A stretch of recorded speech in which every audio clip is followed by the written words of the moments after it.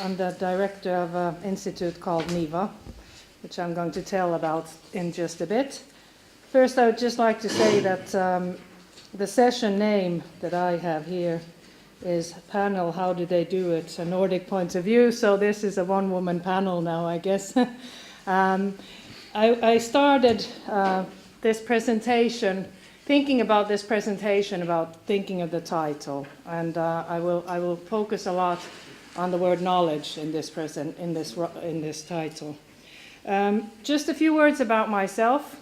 I have a background in research. I have a PhD from Sweden, from sociology, labor market studies, and have a profile in the European Commission, where I worked in the Dublin Foundation as a research manager, and now I've been 7 years the director of NIVA. So I'm a management person with a research background trying to manage media, and that is kind of a key problem. So I'll get back to that when I talk more about my organization. NIVA stands for Nordic Institute for Advanced Training in Occupational Health. NIVA is a very small organization physically, but it strives on networks. It's a part of the Nordic Council of Ministers, so it's actually 5 Nordic countries that are the owners of NIVA. And we've existed 30 years and provide very advanced level training in occupational health in all the Nordic countries. We do it in English, so that's kind of a choice that we made early on, that the Nordic languages are so small. We want to also present the wonderful things that the Nordic countries are doing to the other countries, so we have always worked in English. So I will get back to NIVA at the end of the presentation. But what I want to talk about, and we've actually talked about these issues a lot during these presentations today, I want to talk about 4 elements that I find challenging from my point of view when I think of how to work with NIVA and the media image and coverage that we should get. I can say we're very traditional in where we are, and we have a lot to go, like we have a long way to go. So there's a brochure, a paper brochure outside if you want to look at some of the courses. So we're still also promoting us in paper. And of course we have a website, but not so much in the social media. But anyhow, I want to very briefly discuss the differences between information and knowledge, then research and social media, work organization within Knowledge Institute, which I think is a challenge when it comes to communication and new media, and then just a few reflections from the general level. I think that's the sociologist in me coming out. So I'm going to talk about 2 aspects here, the computer-mediated communication like internet, and then social network sites briefly.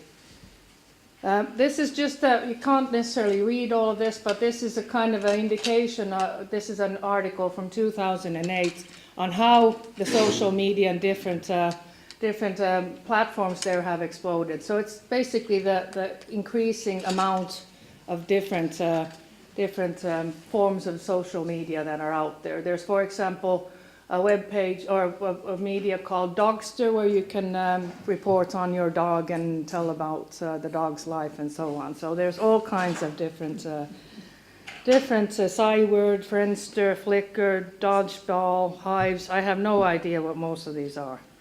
And I'm sure I'm not alone with this confusion. So why do we need to know some of the stuff that's out there? Why do we need to know that the Finnish minister's guinea pig did this? The thing is, we don't need to know this, but we still go in and we look at it. So 8,000 people follow the Minister of European Affairs when he tweets about issues like this. And I think that's something that is very important to think about, that we have, like we talked about, like the information that has exploded. How do we manage this? How do we get our message through as a serious actor in this kind of information flow? I think that is a huge challenge to all of us working in knowledge organizations.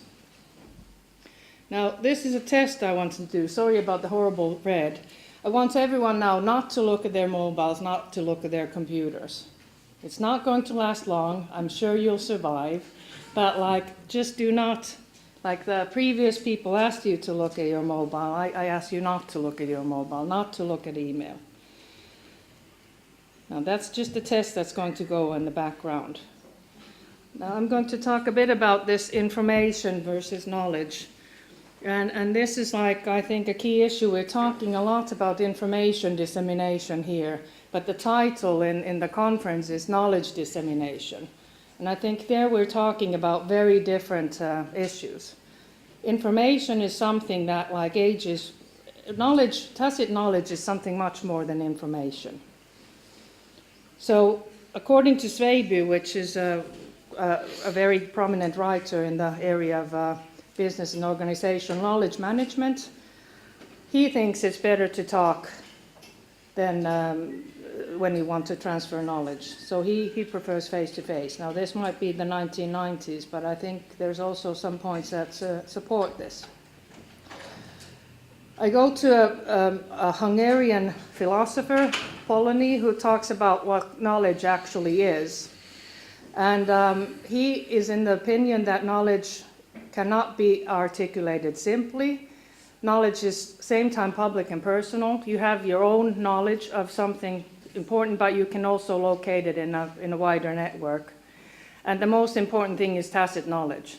So if I'm giving some piece of information on toxicology and I do not have the overall framework where to locate it, it's wasted. So knowledge is action-oriented. It's the process of knowing, and it's supported by rules. And the full extent of knowledge cannot be expressed with words, and that means like you know how to hit a golf ball, but you cannot explain it in words. That's an example that I think explains it very well. So you actually, knowledge is more than just the written information. Now, this is what we've been talking about today also, what we've been talking about time and an explosion of information. The nature of our work has changed radically. And I would argue that it's extremely difficult, if not impossible, to actually transfer knowledge through new or old media. Transferring information is no problem. So I think this is a distinction we really have to make when we think of what we're talking about. The difficulty comes because knowledge is dynamic by nature. There's contradictions within a knowledge organization, which I'll return to. And then there's this research logic versus media logic, which we've also talked about before, which I'll get back to. So researchers and media specialists think in very different ways, and I think it's actually going further, even though we're trying to pull researchers to think in a different way and to think in a more media active way. It's not necessarily working, and I'm not sure if that is the way forward. Now this is the end of the test, and the only thing that I wanted you to do is to concentrate on a few of my slides, full concentration, because I think that is one of the things that we are not doing enough when we are in this new media time. We're in meetings, we're having mobile phones, we're answering emails, we're actually doing semi-work without really doing the thinking necessarily. So the way that we're actually using our time is not necessarily beneficial from the research and the content's point of view. We might be also wasting time by doing a lot of multitasking. So I'm challenging that aspect of constantly being 24/7 tweeting about guinea pigs. So some of the examples that I've come across when I've been thinking about this and talking about this is two examples that I want to give. One is about a researcher who, due to an organizational blunder, happened to land up between two teams. And no one noticed this, and this researcher continued for 2 years in this in-between status where no teams required any administration and bureaucracy from him. So he was in a limbo, but he said it was paradise, because he managed during that time to create the best research, the concept that is still selling, because he had time to think. The other example is another researcher who is in a knowledge organization who was once explaining to me that from 8 to 4 they do administration and emails and and that kind of bowling around. And actually, she said the real work starts from 4 to 8, where she then does the research. So we're too often confusing productivity and knowledge increase with the mass bulk exchange of information. And I think we're not really finding the right ways to measure the productivity that is the key to knowledge organizations. Now, just kind of a normal research project. You have first the researcher with the tacit knowledge, and then you have the research data, research report, summary, abstract, and then maybe a tweet. Kind of, this is the traditional pyramid. And of course, you should have the tweets all along, as I've learned today, but anyhow, I guess quite often this is how it goes. And the point here, I think, that I would like to make is that when maybe before there was at least some politician's assistant who actually read the research report and then gave the summary to the politician, now we're actually working on less information. But maybe the research assistant or the assistant to the politician reads the summary, and then the politician reads only the abstract. So there is a lack of also really looking into what the research is trying to say. And the higher you go, it's not only a challenge for the media to present the results in the right way, it's also the fact that the media might want to present a sexy story, which is not actually the key issue of the actual research that wants to be emphasized. So the push and pull factors in a knowledge institute, we've talked about this in different terms. It's the professional competence where the professional, the expert is doing serious business as the tacit knowledge, and then there's the organizational competence. And I think these are the elements that kind of, they fight together for the time, because the professional really feels that it's their specific knowledge and the expertise area that should be the key, and the manager and the leader have also their different goals. So it's kind of a contradiction within the Knowledge Institute to start with. The researcher really is interested in the relevance, reasoning, academic, serious stuff, so to say. And the target audience for a scientist is almost always the scientific community. And the media is interested in selling a story, conclusions and outcomes. So the target audience is a general public. So we have to also remember this really throughout the process, that it is a challenge to get the researcher to comply to the media. And this should be also in certain ways respected. And it's a difficult issue to tackle, as I'm sure you all know. Then one case that I think has been quite successful, there's a Nordic Occupational Cancer Registry, which is a huge registry from all of the Nordic countries, and there's a lot of very interesting cancer research that's been based on that. And there has actually been a very good promotional media coverage, and one of the things is that they've actually engaged the media from the beginning into this process, and they are trying to also give a story. So the story does not have to always contradict with the seriousness, but there is an importance in having some kind of linkage, so the story doesn't just start being a man flu, so to say.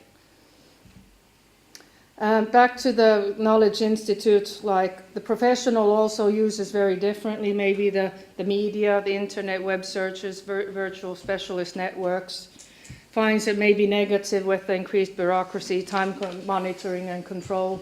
The manager sees different aspects that are useful, and the leader also in between. So there's push and pull factors also in that aspect when it comes to the communication strategies and goals. So some societal implications, I think we need to really move with the time. We can't just wash our hands and say we're not going to do anything with social media. One of the things I thought about when I did this presentation was the idea of someone having 500 friends in social media. Now we laugh at this and say, of course, no one can have 500 friends. But that is our definition of having friends. Maybe the next generation or the next generation, the friend actually means the virtual person in the net. So we have to realize that we are changing concepts when we are changing times. There is also very positive elements, the rapid expansion of networks. You can interact with people from very different places.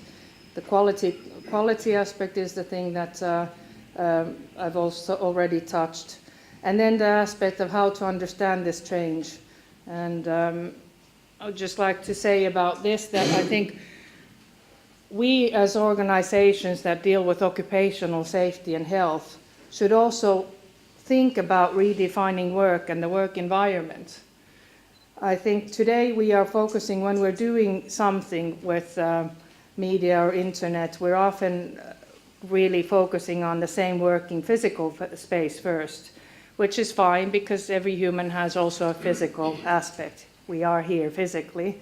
So computer-related ergonomic problems, 24/7, limitless work and so on, they're all important aspects. But I don't think we're doing enough research actually on how the virtual context of the work works and how individuals work, navigate and experience the virtual working community. So I think there's something for us to kind of reflect on.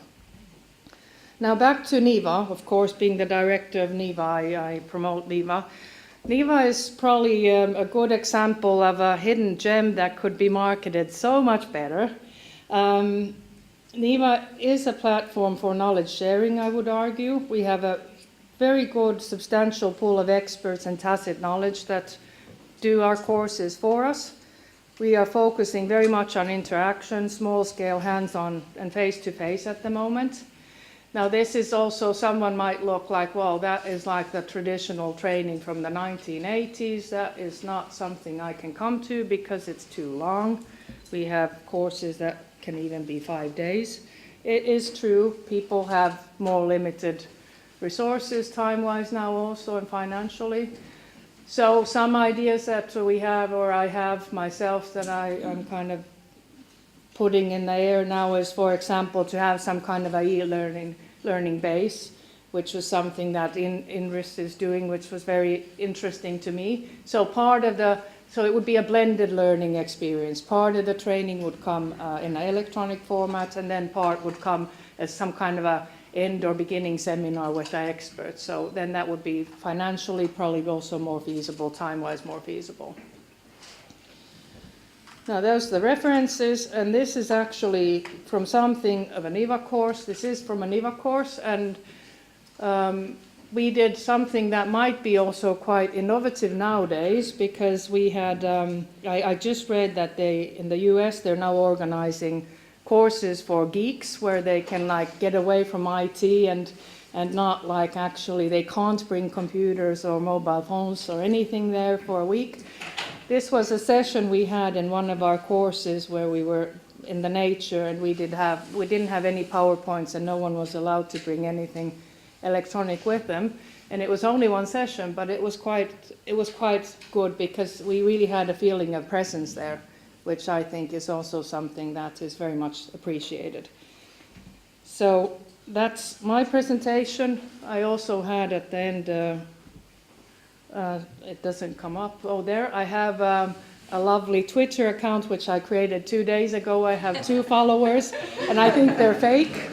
I think they're some machines. My Twitter account is extremely boring. It only has, we have this course come here, so it's very like, do not do it this way. But like you have to start somewhere, so there's a Twitter account, but I would still say go to our webpage.